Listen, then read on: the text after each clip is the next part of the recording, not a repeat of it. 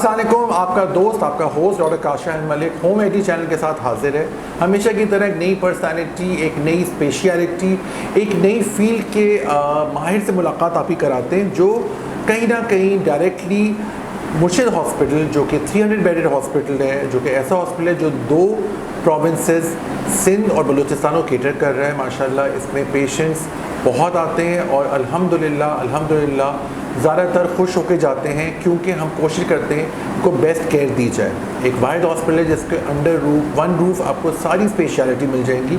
और एक स्पेशलिटी की जिसको हम बात कर रहे हैं वो अक्सर नज़रअंदाज तो मैं नहीं कहूँगा, लेकिन थोड़ा सा घबराते हैं और स्पेशलिटी की बात करते हुए थोड़ा सा हिचकिचाते हैं उनके पास जाते हुए।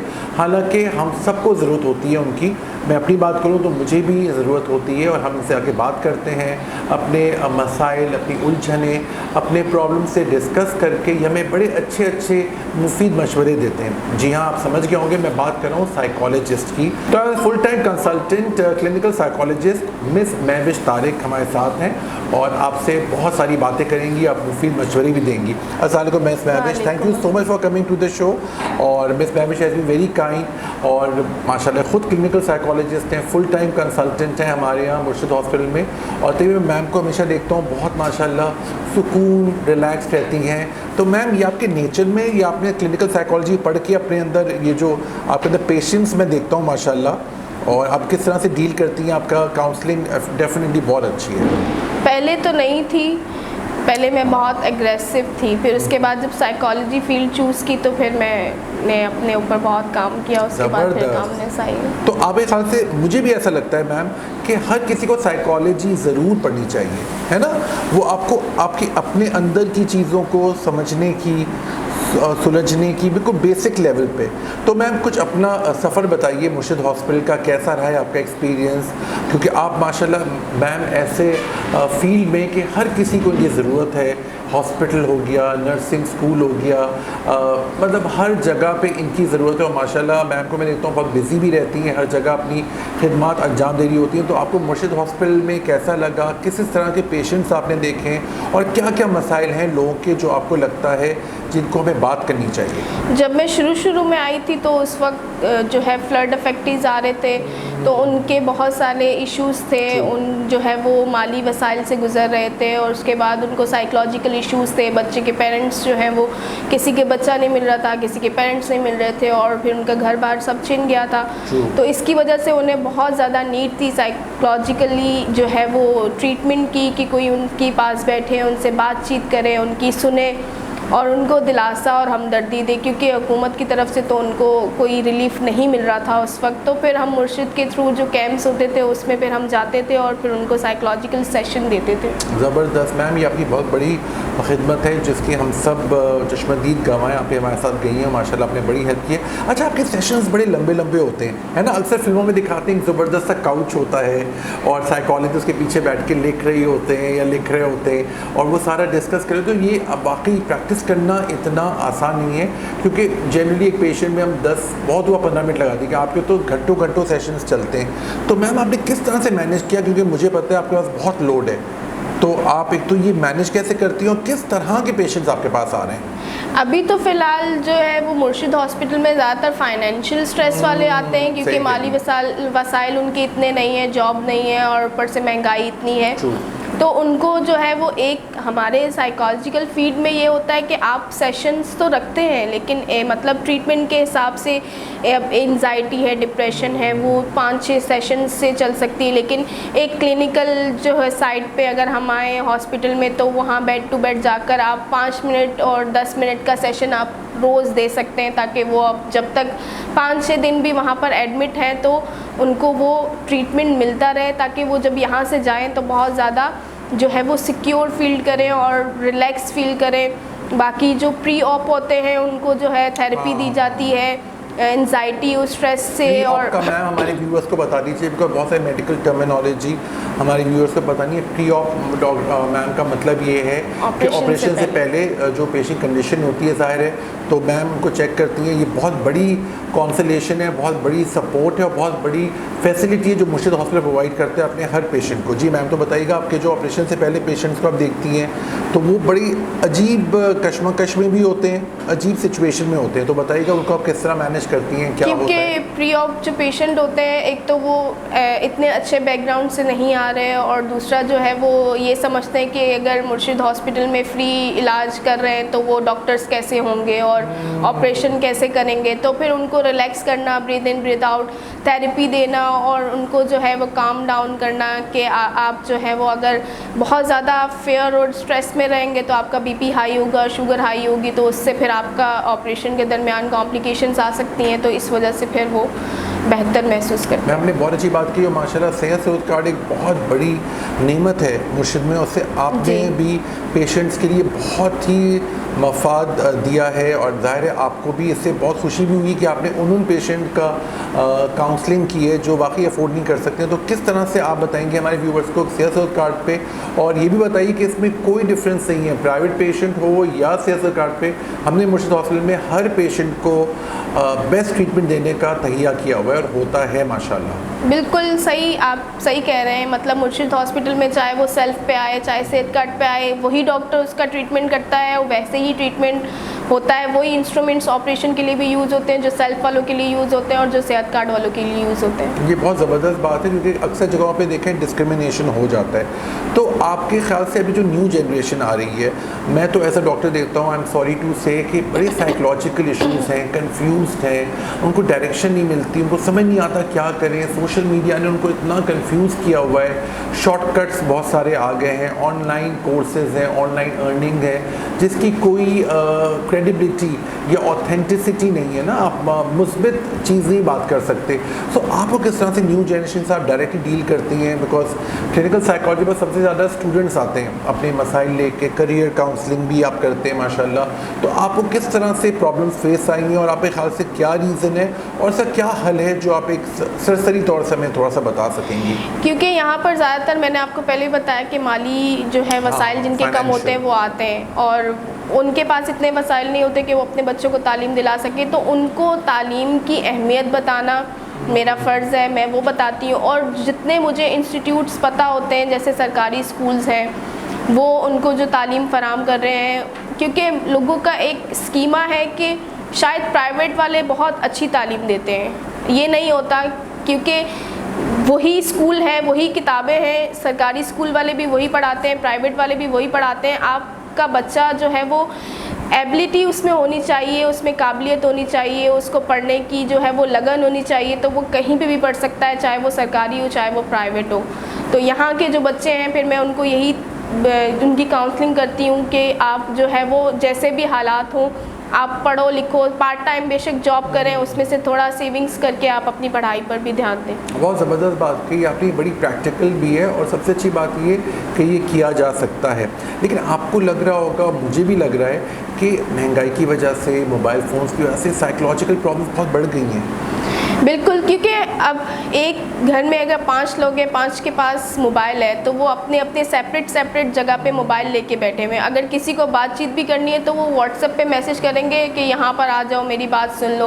उसकी वजह से कम्युनिकेशन गैप बहुत आ गया, क्योंकि पेरेंट्स बच्चों से बात नहीं करते, बच्चे पेरेंट्स से बात नहीं करते। मोबाइल पर उन्होंने अपने अननोन फ्रेंड्स बनाए हुए, वो उनसे चैटिंग करते हैं और फिर वो उनका किस तरह इस्तेमाल करते हैं, ब्रेन वॉश करते हैं और फिर वो उनको जो है वो साइकोलॉजिकली उनको जो है वो इलनेस की तरफ ले जाते हैं और फिर वो इतना उनसे अटैचमेंट उनकी हो जाती है कि फिर वो जब डिटैच होते हैं तो फिर वो जो है डिप्रेशन, स्ट्रेस और इस तरह की बीमारियों से फिर जो है वो निपटते हैं। और मैम किसी को बता भी नहीं सकते क्योंकि ये तो उनका बड़ा अजीब सा एक वो होती है।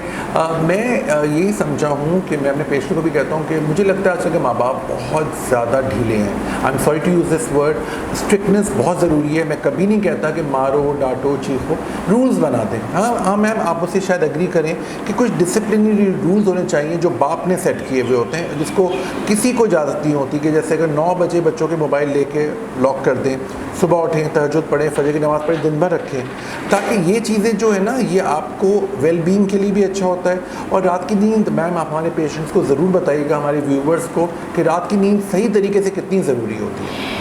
यहाँ पर बहुत से पेशेंट ऐसे आते हैं जो इंसोम्निया के शिकार होते हैं कि हमें नींद नहीं आती, बेचैनी होती है, और वो सारी कहीं ना कहीं आपको, क्योंकि हमारा स्लीपिंग पैटर्न बहुत ख़राब है, हमें नहीं पता कि रात की नींद जो है वो कितनी इफ़ेक्टिव है हमारे लिए। आप जो है वो 10-11 बजे भी सोएंगे तो आपकी 5-6 बजे खुद ब खुद आँख खुल जाएगी, क्योंकि हमारा जो है वो स्लीपिंग पैटर्न 7 से 8 घंटे का होता है। वो भी अगर आप नहीं सही से ले रहे तो आप डार्क सर्कल्स की साइड और ऑब्वियसली आपकी स्किन की साइड चले जाएंगे। देखो आप सही कह रही हैं, स्किन की साइड देखिए चेहरे पर भी आता है, और आप साइकोलॉजिकली, मैंने जो देखा है, मेरे पास भी बहुत पेशेंट्स आते हैं, आपके पास भी आते हैं, न्यू जनरेशन में ये तो कंफ्यूज बहुत है, बात कुछ करो जवाब कुछ मिल रहा होता है, दिमाग कहीं और चल रहा होता है, बिकॉज ये मोबाइल का इतना यूज़ हो गया है। तो मुझे अफसोस भी होता है, गुस्सा भी आता है और रहम भी आता है कि ये सब चीज़ें हम काफ़ी तक कंट्रोल में रख सकते हैं, है ना मैम। और वाली बात है कि हर चीज़ को एक डिसिप्लिन का जो वर्ड है, मुझे लग रहा है वो ख़त्म हो गया है, मोबाइल ने ख़त्म कर दिया। डिसिप्लिन भी ख़त्म हो गया और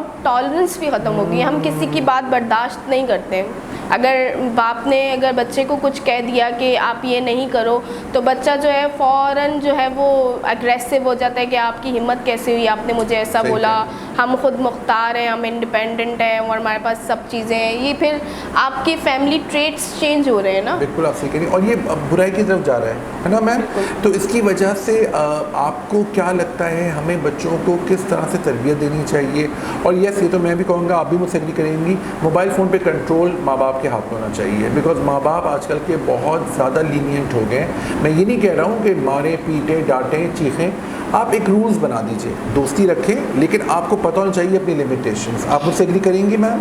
बिल्कुल सही है। आप जो है वो एक डिसिप्लिन बनाएं। आप पहले तो फ्रेंडली रिलेशन उनसे बनाएं। आप जितना उनसे फ्रेंडशिप करेंगे वो किसी और की उनको ज़रूरत ही नहीं पड़ेगी। और जब आप उनसे हर चीज़ शेयर करेंगे, वो आपसे शेयर करेंगे, तो मोबाइल फ़ोन वैसे ही उनके बीच में से हट जाएगा। उसकी फिर एक अहमियत सिर्फ आपकी रह जाएगी कि वो सिर्फ फ्री वक्त में अपना इस्तेमाल कर रहे हैं। और अगर आप भी उनके साथ बैठकर मोबाइल इस्तेमाल कर रहे हैं तो ज़ाहिर है फिर वो यही समझेंगे कि अगर माँ बाप इस्तेमाल करें तो बच्चा डेफिनेटली इस्तेमाल करेगा। आपको रोल मॉडल बनना है उनका ना। और मैम की बात शुरू में बहुत मुझे अच्छी लगी कि मैम बता रही हैं कि पहले ये खुद एग्रेसिव हुआ करती थी, इन्होंने अपनी ही स्टडीज़ को अपने ऊपर इम्प्लीमेंट किया और अपना को इम्प्रूव किया। तो ये बहुत अच्छी बात है, सेल्फ असेसमेंट, और आपने इसको रियलाइज़ भी किया। तो क्योंकि मैम के पास हम सब जाते रहते हैं, हम सबको कोई ना कोई इश्यूज़ होते हैं, और सबसे अच्छी बात ये है कि मैम महविश हमेशा बहुत वेलकम करती हैं, हमेशा बहुत अच्छे मूड से हमें देती हैं बहुत अच्छी एडवाइस।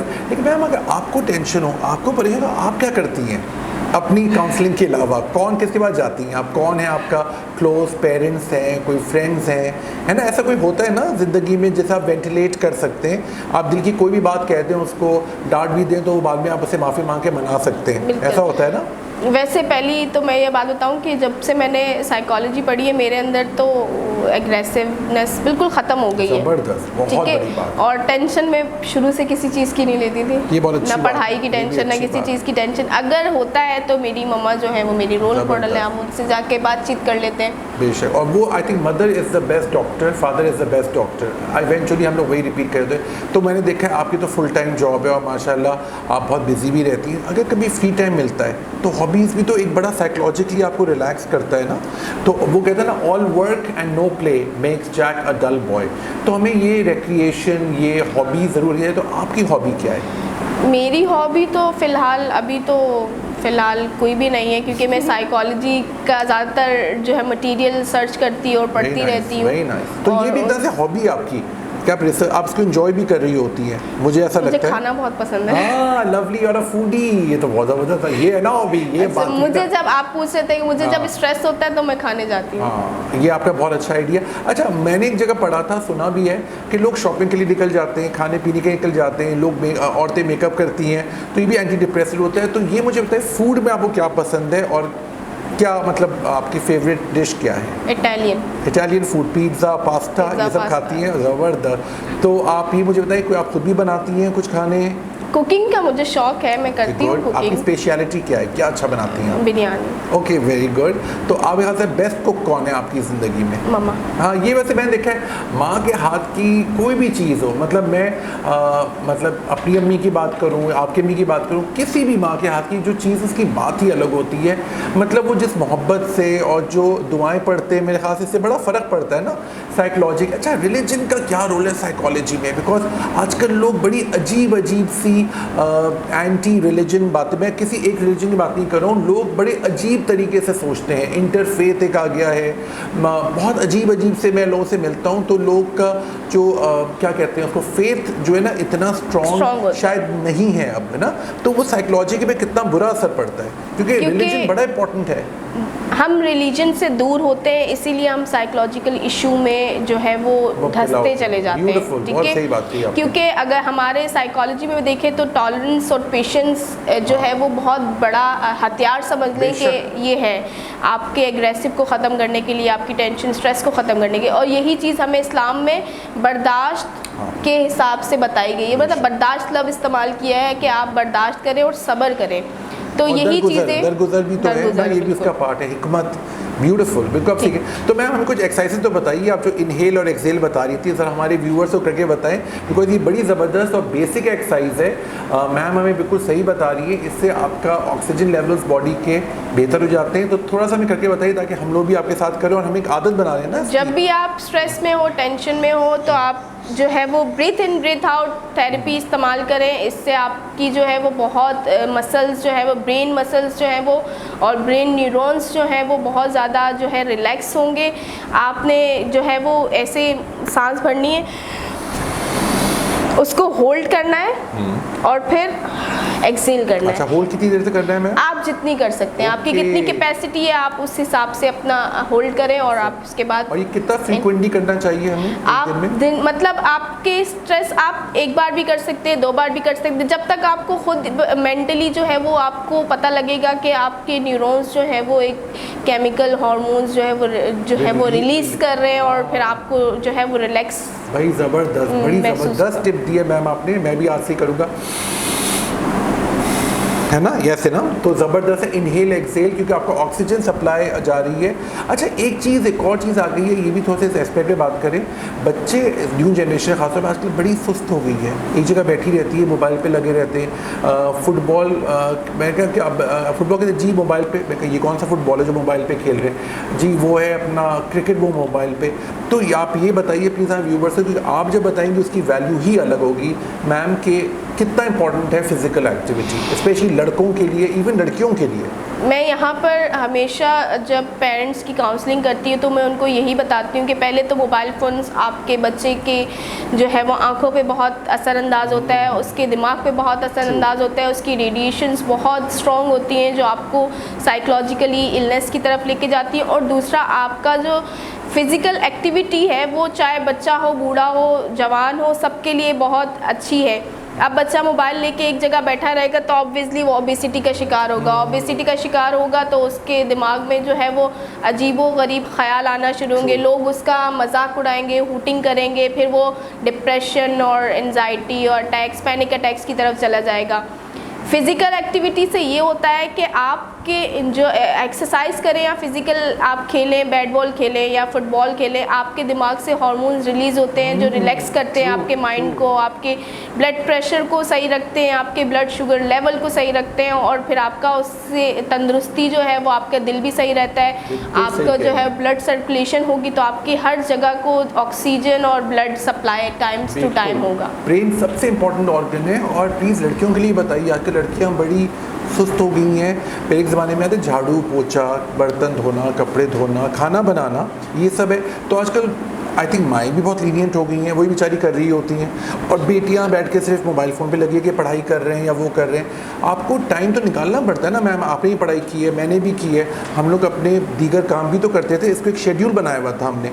तो आप प्लीज़ ये भी बताइए कि आजकल की न्यू जनरेशन की गर्ल्स, चूँकि मुझे ऐसा लग रहा है, मैंने एक TV शो किया था, उसमें बाकायदा उनकी डाइटिशियन ने बाकायदा पोछा लगा के दिखाया उसके ऊपर कारपेट पे कि कितनी अच्छी एक्सरसाइज है ये, आप अगर सेंस में देखें, काम भी आप कर रहे हैं, एक घर की आप बेहतरी के में भी हिस्सेदार हैं, और आपकी एक्सरसाइज भी हो रही है। क्योंकि मैं गर्ल्स को ही नहीं कहूँगा कि बाहर जाके जाएं, और मतलब घर के अंदर भी बहुत सारे काम कर सकती हैं। क्योंकि हमारा एक फिर मैं आपसे कहूँ कि एक स्कीमा बन गया है कि हम अगर जॉब कर रहे हैं तो हम मासी रख लेते हैं, ठीक है, हम काम करने वाली रख लेंगे, खुद काम नहीं करेंगे, किसी और से काम करवाएंगे। जब खुद काम नहीं करेंगे तो आप डेफिनेटली साइकोलॉजिकली प्रॉब्लम्स की तरफ जाएंगे। आपके मसल्स जितना मूव करेंगे, आपकी बॉडी जितना मूव करेगी, आप उतने ज़्यादा आपका ब्रेन रिलैक्स होगा और उतनी ज़्यादा आपकी ब्लड सर्कुलेशन होगी थ्रू आउट ब्रेन से लेकर आपकी टो तक। तो उसकी वजह से फिर ये है कि आप जो है वो खुद को फ्रेश महसूस करेंगे, और उससे बेहतर कोई भी ब्यूटी टिप नहीं है मेरे ख्याल से। सही कह रही हैं, क्योंकि आपका ब्लड सर्कुलेशन अच्छा है तो आपका फेस वैसे ही ग्लो करेगा। Very true. और मैं तो अरे न्यू जनरेशन से बहुत कांटेक्ट में, मैं तो चेहरे पे अजीब से न्यू जनरेशन के बच्चों पे वहशत देखता हूँ। एक अजीब वहशत है, कंफ्यूज है, उनको पता नहीं है, अच्छा बात करने नहीं आता, उनको सलाम नहीं करते।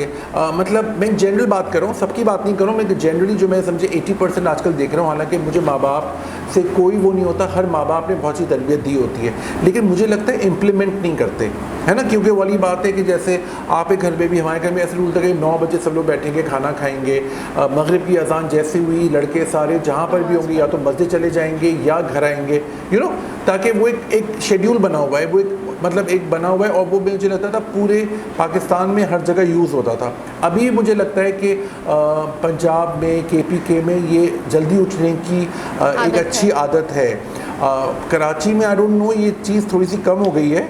और मुझे तो ये बात है, माँ बाप बहुत लीनियंट हैं, मैं आपको सीधी बताऊँ, माँ बाप बहुत लीनियंट हैं, जो कि मैं आई एम 42 से मैं इस प्लेटफॉर्म में कह रहा हूँ। मैं किसी को दोष नहीं दे रहा, किसी को भी इल्ज़ाम नहीं लगा रहा, लेकिन आप खुद देखिए, और मैं आपको यही बता दूँ कि यही बच्चे आपको बाद में थैंक यू करेंगे। जैसे मैं आज अपने माँ बाप की थैंक यू करता हूँ कि थैंक यू, आपने हमें स्ट्रिक्टनेस के साथ डिसिप्लिन से पाला है, इसलिए आज हम कुछ बन गए।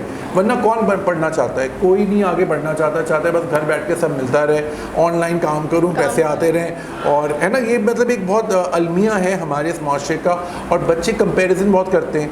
अब आपको पता है ऐसे ऐसे फ़िल्टर्स आ गए, आपको हसीन खूबसूरत बना देते हैं। बच्चे समझते हैं, सारे छोटे बच्चे समझते हैं ये असलियत है, जब वो रियल में देखेंगे तो बेचारे परेशान हो जाएंगे। तो इसका मुझे इस सेंस में आप बताइए कि जो डिसिप्लिन जो टूट गया है अक्सर घरों में, इससे साइकोलॉजिकल इफेक्ट क्या क्या आ रहे हैं? डिसिप्लिन जो है वो सबसे डिसिप्लिन मेंटेन रखने वाले मदर फादर होते हैं। अगर आप जो है वो डिसिप्लिन, आप जहाँ पे सख्ती करनी चाहिए आप वहाँ सख्ती करें, जहाँ पे आपको बच्चे को रिलीफ देना चाहिए वहाँ पे आप रिलीफ दें।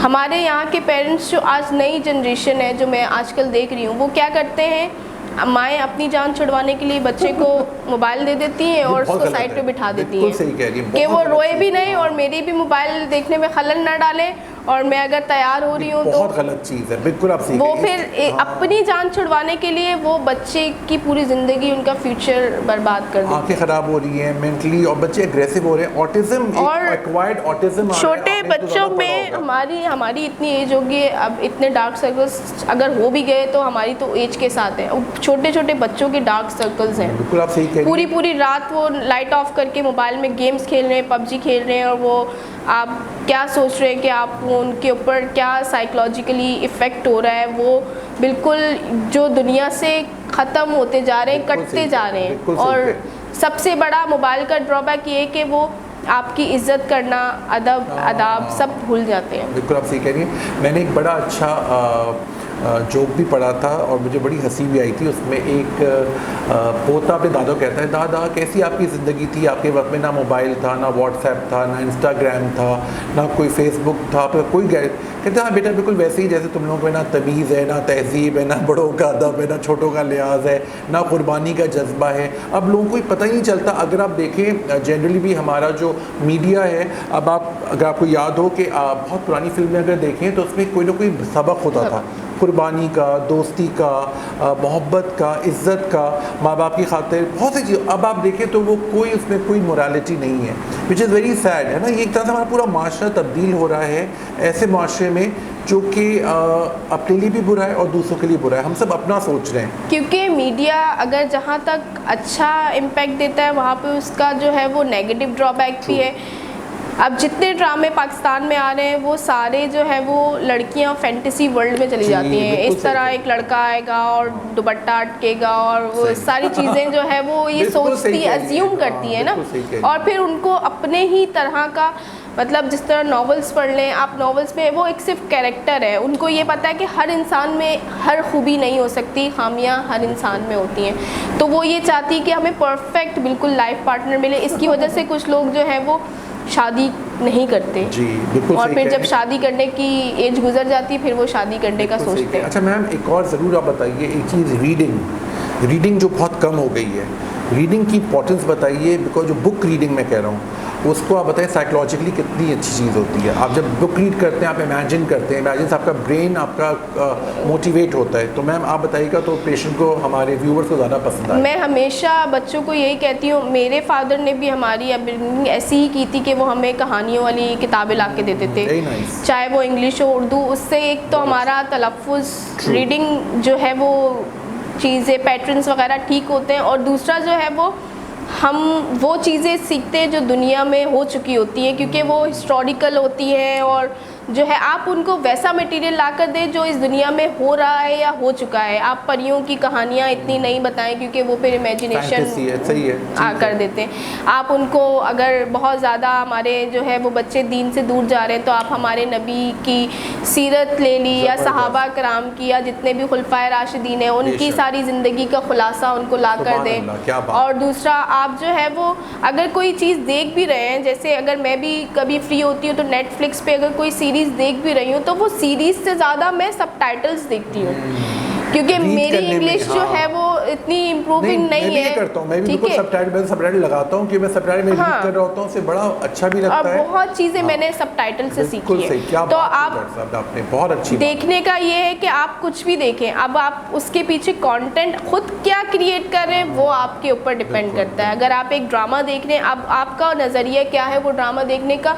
ये आपके ऊपर डिपेंड करता है। अब मैं सीरीज़ देखती हूँ तो मैं सिर्फ सबटाइटल्स के लिए देखती हूँ। बिल्कुल सही है, और आप लर्न कर रही हैं, रीड भी कर रही हैं और एक तरह से आप इंजॉय भी कर रही हैं। और सबसे बड़ी बात ये है कि रीडिंग से सबसे बड़ी जो बात है, रीडिंग से रेज नहीं निकलती जो आपकी आंखों के लिए हार्मफुल नहीं होती हैं। तो मुझे लगता है आपका सेशन हम और भी रखेंगे, क्योंकि आपसे बातें करके तो मेरा दिल नहीं भरा है। मुझे तो इतने सवाल पूछ रहे हैं आपसे। मैं अपने व्यूवर से कहूँगा कोई भी सवाल हमारी क्लिनिकल साइकोलॉजिस्ट मिस महविश से पूछना हो, क्योंकि मिस महविश हर तरह से हेल्प करती हैं, हर लेवल पे और हर एज ग्रुप। प्लीज़ ये मत समझिएगा कि आप अगर बहुत बच्चे हैं या आपकी एज बहुत ज़्यादा है तो आप मिस महविश से कॉन्टैक्ट नहीं कर सकते। देखिए साइकोलॉजिकल प्रॉब्लम हम सब में होती है, मुझ में भी है, मैं भी इनसे काउंसलिंग करवाता रहता हूँ, मुझे बहुत हेल्प करती हैं मैम। हम सब में कहीं ना कहीं कोई ना कोई प्रॉब्लम्स हैं, और सही बात है कि एक्सपर्ट और जो सर्टिफाइड पर्सन होता है उससे बात करने का मज़ा ही कुछ और होता है, क्योंकि वो आपको एक तो हेल्प भी करती है और मज़ीद आपको आगे की स्ट्रैटेजी बताने में हेल्प करती है। सबसे बड़ी बात मिस महविश की मुझे सच्चाई की अच्छी लगी और उनकी ट्रांसपेरेंसी मुझे इतनी पसंद आई कि उन्होंने सबसे पहले कहा कि मैंने अपने आप में बहुत तब्दीली लाई है। ये आपकी बात मुझे बेइंतहा पसंद आई है, क्योंकि देखिए हम लोग जब तक अपने आप को ठीक नहीं करेंगे हम फिर आगे वालों को कैसे हेल्प करेंगे। Self acceptance. और मैम मैं समझता हूँ कि honesty is the best policy. कितना आसान है सच बोलना, सच बोलने हैं, सच रहें, अपोज करने की ज़रूरत नहीं है। झूठ बोलूँ, झूठ वालों को, झूठों को, जैसे lawyers should have good memory, जो झूठ बोलते हैं उनको प्लीज़ मेमोरी अच्छी होनी चाहिए उनकी, कि वो याद रखें किससे उनसे क्या, किससे उन्होंने क्या झूठ बोला है।